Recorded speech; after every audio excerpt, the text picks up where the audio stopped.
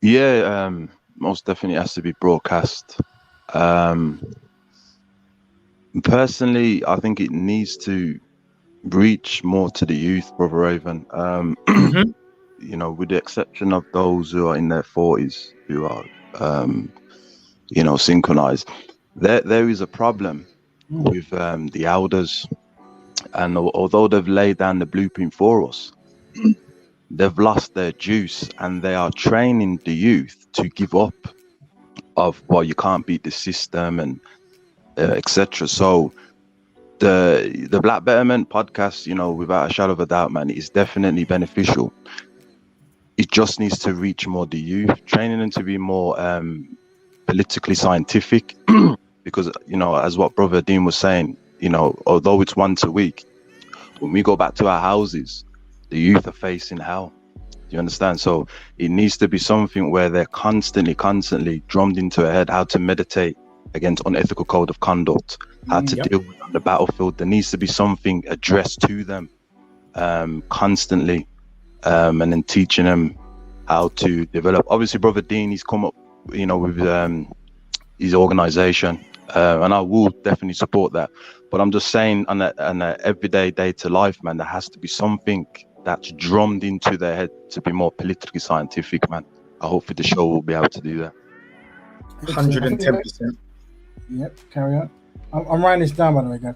I think maybe having maybe one thing like an outreach to have maybe certain youth speakers or certain people, or maybe a dedicated show or something where like an unpack show where we can unpack and pick each other's brains. And I guess there's obviously certain things we want to teach, but also I think there's things we're going to need to learn, because there's certain things that we might not be aware of, and there's just the speed of change that happens in the youth, right? And also perspective, as in like how things are interpreted. So it would be good if we could have a touch base with some of the younger generation. So hopefully we can do that. There we go. More Definitely. live, brother. I'm just going to post some of the links there.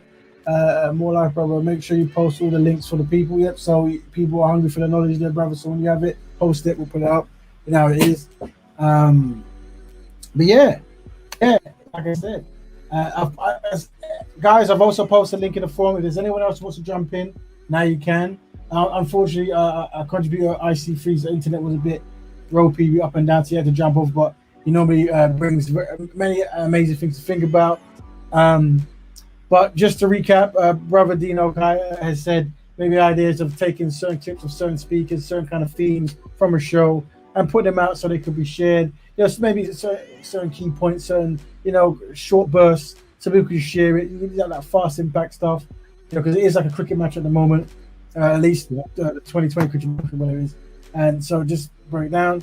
And then Brother Kel jumped in and said that maybe as directed things to the youth, and I've really co-signed it. So maybe trying to have some of the youth on the actual show, on the shows, but maybe a dedicated show or the show. I mean, depends on time and stuff.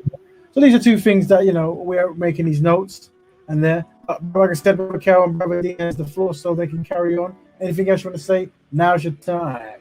All right. Yes, I just wanted to contribute one thinking. I've put 2 links in the chat. Yes. One of them is for our distance learning delivery partner. So we have a delivery partner in Knowledge Finder. They've created an app. So if you think of Shore Academy, ongoing training, be it professional development or just short courses, they've created this platform, Knowledge Finder. So ADPAC is working with Knowledge Finder and our partner HMPTV to shoot content, so that rather than us having to come to classes, we've now got digitally automated distance learning platform that we own. So it's 100% from the router to the tutor African owned. So I've put the link for that on there. And I've also put the link for the African Caribbean Student Forums. So anyone who's in a university who would like to become politically active, whether it is in economics, whether it's in justice or direct politics, if they join ADPAC's forums, which are the African Student Union Forums, then they'll be active in a specific forum. So one is economics, one is education, politics, justice, housing, health, where they're creating and contributing to policy because they're going to be the beneficiaries of it in a decade's time. So rather than saying, well, you can't beat the man them, no. Here is a structured program for you to enter to create policy from now, where you are the politically most passionate you will ever be in your life, before you lose that juice that Brother Kale said. Because by and large, we do. I will suffer from burnout every 7-8 months or so, because you look and it's such an uphill battle, pushing water uphill. And since closing my shop of 11 years and deciding to do this full time, literally as I was standing in the reparations march 2 weeks ago, I realized it's 1 year to the day, August 1st, since I closed my shop and been doing this work full time. Now, I have not earned £1 with my commercially savvy mind from doing this work. Don't cry for me, Argentina, though. The programs that we've set up, which are specific youth programs for youth leadership, which are about to be funded, will suit me fine.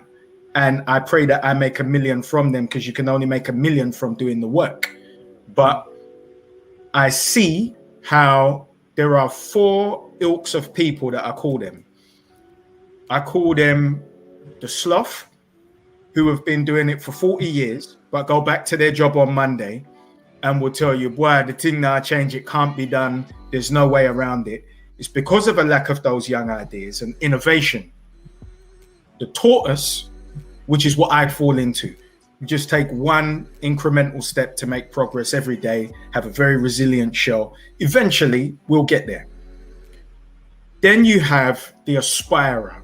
These are your Kemi Badenochs and your Sean Baileys. They aspire to be included within the system. So they will do anything the system pays them based on their personal ambition. And then you have just as nefarious, but more dangerous than the aspirer, because we can see the aspirer, is the pimp. The pimp doesn't use language that involves economics, tangibles, or policy. They use emotive language that will grab your heart. All they really desire is money, and they will lead you on a journey that has no destination because of the very ambiguous language. What's the outcome? We got to get there. We got to do it. Kings and queens.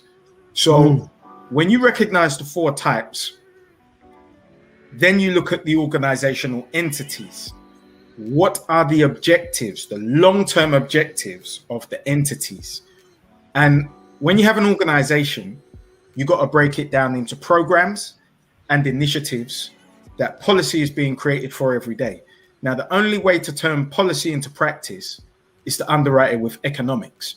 No economics, your policy is merely an ideology, and an ideology is intellectual masturbation and is not going to advance us and our socioeconomic mobility in any tangible terms. So we're always looking for tangibles and policy that can be turned into practice. Otherwise, it's romantic.